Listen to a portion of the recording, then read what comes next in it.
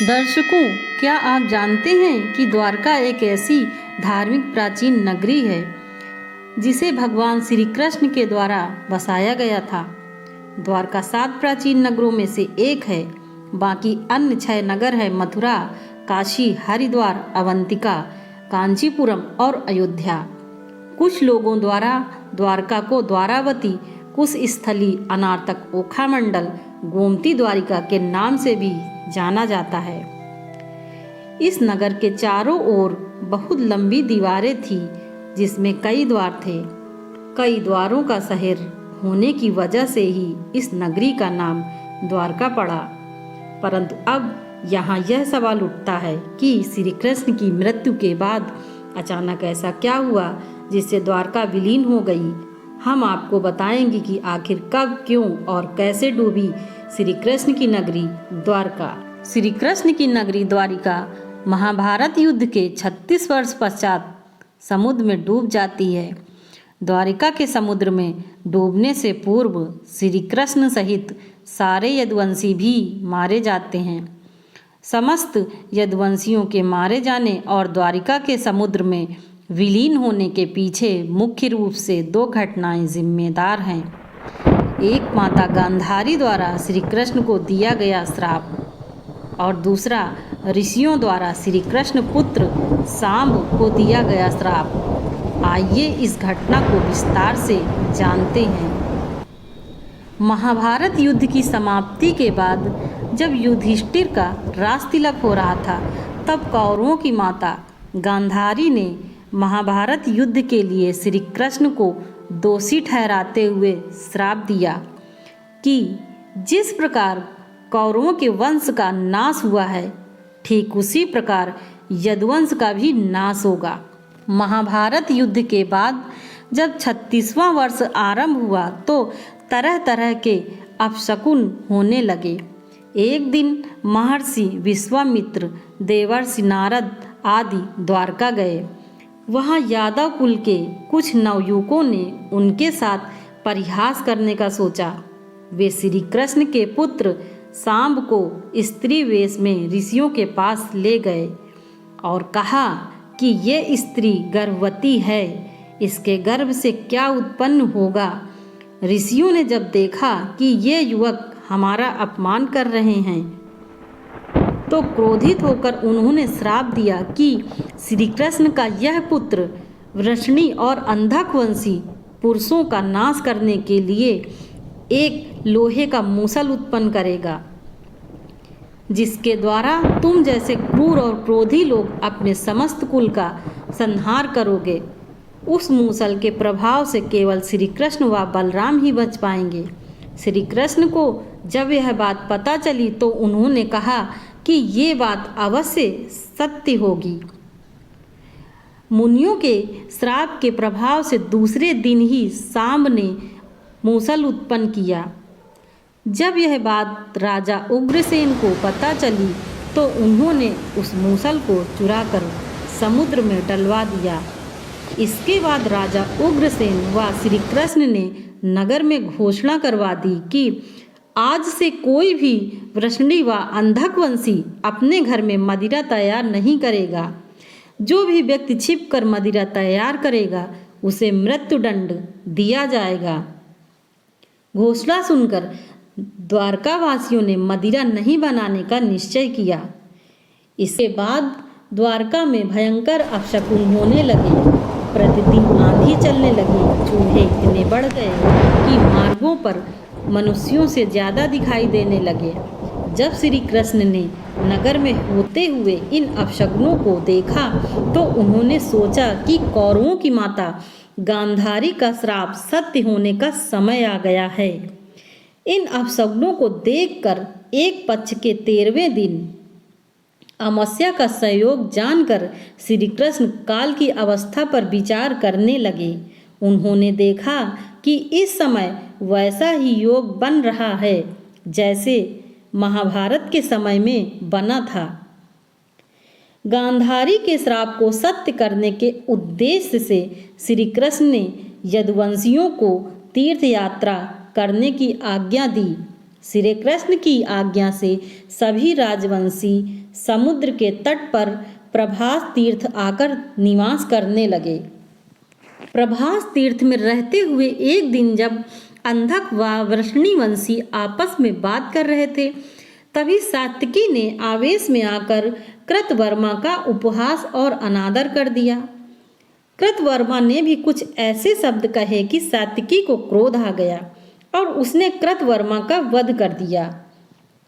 यह देख अंधक वंशियों ने सात्विकी को घेर लिया और हमला कर दिया। सात्विकी को अकेला देख श्री कृष्ण के पुत्र प्रद्युम्न उसे बचाने दौड़े। सात्विकी और प्रद्युम्न अकेले ही अंधक वंशियों से भिड़ गए, परंतु संख्या में अधिक होने के कारण वे अंधक वंशियों को पराजित नहीं कर पाए और अंत में उनके हाथों मारे गए। अपने पुत्र सात्विकी की मृत्यु से क्रोधित होकर श्री कृष्ण ने एक मुट्ठी इरका घास उखाड़ ली। हाथ में आते ही वह घास वज्र के समान भयंकर लोहे का मूसल बन गई। उस मूसल से श्री कृष्ण सभी का वध करने लगे। जो कोई भी वह घास उखाड़ता वह भयंकर मूसल में बदल जाती। ऐसा ऋषियों के श्राप के कारण हुआ था। उन मूसलों के एक ही प्रहार से प्राण निकल जाते थे। उस समय काल के प्रभाव से अंधक भोज और वृषणी वंश के वीर मूसलों से एक दूसरे का वध करने लगे। यदुवंशी भी आपस में लड़ते हुए मरने लगे। श्री कृष्ण के देखते ही देखते सांब, चारुदेश, अनिरुद्ध और गद की मृत्यु हो गई। फिर तो श्री कृष्ण और भी क्रोधित हो गए। उन्होंने शेष बचे सभी वीरों का संहार कर डाला। अंत में केवल दारुक ही शेष बचे जो श्री कृष्ण के सारथी थे। श्री कृष्ण ने दारुक से कहा कि तुम तुरंत हस्तिनापुर जाओ और अर्जुन को पूरी घटना बताकर द्वारका ले आओ। दारुक ने ऐसा ही किया। इसके बाद श्री कृष्ण बलराम को उसी स्थान पर रहने को कहकर द्वारका लौट आए। द्वारका आकर श्री कृष्ण ने पूरी घटना अपने पिता वसुदेव जी को बता दी। यदुवंशियों के संहार की बात जानकर उन्हें भी बहुत दुख हुआ। श्री कृष्ण ने वसुदेव जी से कहा कि आप अर्जुन के आने तक स्त्रियों की रक्षा करें। इस समय बलराम जी वन में मेरी प्रतीक्षा कर रहे हैं। मैं उनसे मिलने जा रहा हूँ। जब श्री कृष्ण ने नगर में स्त्रियों का विलाप सुना तो उन्हें सांत्वना देते हुए कहा कि शीघ्र ही अर्जुन द्वारका आने वाले हैं, वे ही तुम्हारी रक्षा करेंगे। ये कहकर श्री कृष्ण बलराम से मिलने चल पड़े। वन में जाकर श्री कृष्ण ने देखा कि बलराम जी समाधि में लीन हैं। देखते ही देखते उनके मुख से सफ़ेद रंग का बहुत बड़ा सांप निकला और शेषनाग रूप में प्रकट होकर कृष्ण जी से आज्ञा लेकर समुद्र की ओर चला गया। उस सांप के हजारों मस्तक थे। समुद्र ने स्वयं प्रकट होकर भगवान शेषनाग का स्वागत किया। बलराम जी बैकुंठ चले गए। बलराम जी द्वारा देह त्यागने के बाद श्री कृष्ण उस सूने वन में विचार करते हुए घूमने लगे। घूमते घूमते वे एक स्थान पर बैठ गए और गांधारी द्वारा दिए गए श्राप के बारे में विचार करने लगे। देह त्यागने की इच्छा से श्री कृष्ण ने अपनी इंद्रियों को संयमित किया और महायोग समाधि की अवस्था में पृथ्वी पर लेट गए। जिस समय भगवान श्री कृष्ण समाधि में लीन थे, उसी समय जरा नाम का एक शिकारी हिरण का शिकार करने के उद्देश्य से वहां आ गया। उसने हिरण समझकर दूर से ही श्री कृष्ण पर बाण चला दिया। बाण चलाने के बाद जब वह अपना शिकार पकड़ने के लिए आगे बढ़ा तो योग स्थिति में भगवान श्री कृष्ण को देखकर उसे अपनी भूल पर पश्चाताप हुआ। तब श्री कृष्ण ने उसे आश्वासन दिया और अपने परमधाम चले गए। अंतरिक्ष में पहुंचने पर इंद्र, अश्विन कुमार, रुद्र, आदित्य, वस मुनि आदि सभी ने भगवान का स्वागत किया। इधर दारुक ने हस्तिनापुर जाकर यदुवंशियों के संहार की पूरी घटना पांडवों को बता दी। यह सुनकर पांडवों को बहुत शोक हुआ। अर्जुन तुरंत ही अपने मामा वसुदेव से मिलने के लिए द्वारका चल दिए। अर्जुन जब द्वारका पहुँचे तो वहाँ का दृश्य देखकर उन्हें बहुत दुख हुआ। श्री कृष्ण की रानियाँ उन्हें देखकर रोने लगी।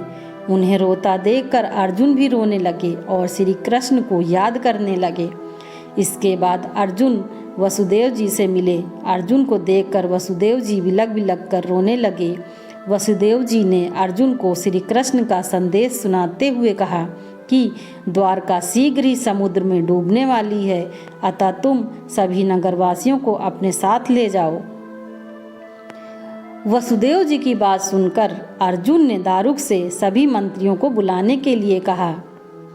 मंत्रियों के आते ही अर्जुन ने कहा कि मैं सभी नगरवासियों को यहाँ से इंद्रप्रस्थ ले जाऊंगा, क्योंकि शीघ्र ही इस नगर को समुद्र डुबा देगा। अर्जुन ने मंत्रियों से कहा कि आज से 7वें दिन सभी लोग इंद्रप्रस्थ के लिए प्रस्थान करेंगे, इसलिए आप शीघ्र ही इसके लिए तैयारियां शुरू कर दें। सभी मंत्री अर्जुन की आज्ञा के पालन में जुट गए। अर्जुन ने वह रात श्री कृष्ण के महल में ही बिताई। अगली सुबह श्री कृष्ण के पिता वसुदेव जी ने प्राण त्याग दिए। अर्जुन ने विधि विधान से उनका अंतिम संस्कार किया। इसके बाद अर्जुन ने प्रभास तीर्थ में मारे गए समस्त यदुवंशियों का भी अंतिम संस्कार किया। 7वें दिन अर्जुन श्री कृष्ण के परिजनों तथा नगरवासियों को साथ लेकर इंद्रप्रस्थ की ओर चल दिए। उन सभी के जाते ही द्वारिका नगरी समुद्र में डूब गई। ये दृश्य देखकर सभी को बड़ा आश्चर्य हुआ। भारतीय सर्वेक्षण विभाग के निर्देश में सन 2005 और 2007 में भारतीय नौसेना के गोताखोरों ने समुद्र में समाई द्वारिका नगरी को खोज निकाला, जो इस पौराणिक कथा को सत्य साबित करता है। उन्हें समुद्र के अंदर 560 मीटर लंबी दीवार भी मिली तथा पौराणिक समय के बर्तन भी मिले। खोजकर्ता के अनुसार समुद्र के अंदर मिली यह नगरी लगभग 9000 वर्ष पुरानी है।